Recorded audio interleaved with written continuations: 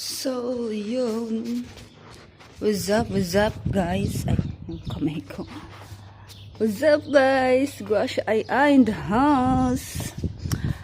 Kagigising ko lang kaninang mga 10.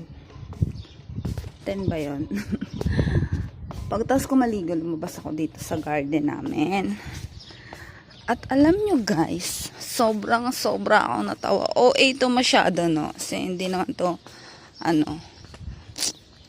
hindi naman to malaking sa buhay, pero may papakita ako sa inyo. Hindi siya masyadong kita dito. Ito. Guys, namunga na siya, guys. Akalain mo yun? Ay, tomato! Ang paborito ko. Laruin nyo yun, guys. Tingnan nyo naman sinong hindi matutuwa dito pag ganito yung bunga niya. Ang dami niyang bunga, guys. Sobra. Hindi ako makapaniwala sa sobrang init dito. Although winter ngayon, pero isang buwan na lang mahigit mainit na ulit. Guys, ang dami niyang bunga.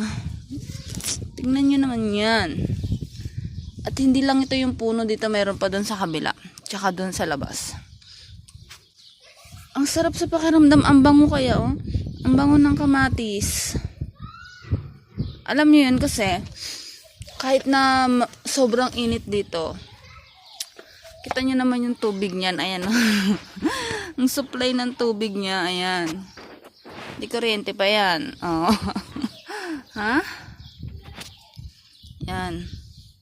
Yan lang, guys. Share ko lang. Na sobra ako natuwa dito sa kamatis na to. Nung paglabas ko kanina, pagtapos kong mag-shower, ay ito agad yung nakita ko. Yan. Kasi pinasyalan ko yung mga puno namin dito. Pakita ko pa sa inyo. Meron pa dito sa labas. See? You see that one? You eat your food, Bedura Kalas? You finish your food? Why? Ito siya, guys. Ito pa siya, oh. Tomato. Eh, marami na siyang bunga. Hilaw pa siya, pero ang bango niya. Ito pa siya ulit. Meron pa din dito. Yan siya. See? Meron pa siya dito.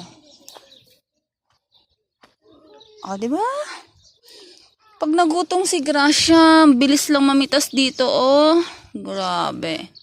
Kamatis, sibuyas at itlog lang ang katapat niyan.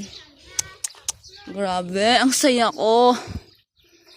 Pakita ko sa inyo yung kung bakit sila namunga dito kahit na sobrang init ng lupa dito. Kasi tingnan niyo yung tubig nila dito, oh. Yan, sagana sila sa tubig, 'di ba? So nababalance lang yung init. Sobrang saya, guys. Yung makita mong may kamatis dito sa Middle East. Ang OA siya, pero ang OA siya, no? Kamatis lang naman, pero ang saya ko lang. Kasi, yan ang ang paborito kong pagkain dito. Kamatis. So, yun lang, guys. Thank you for watching. See you again by next video.